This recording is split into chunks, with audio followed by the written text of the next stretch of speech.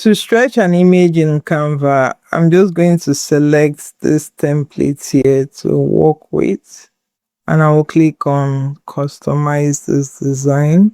I'm going to go into my uploads tab to bring in my image. You can upload yours from here, and I'm going to select an image I want to stretch. For me, I'm going to pull this into this place.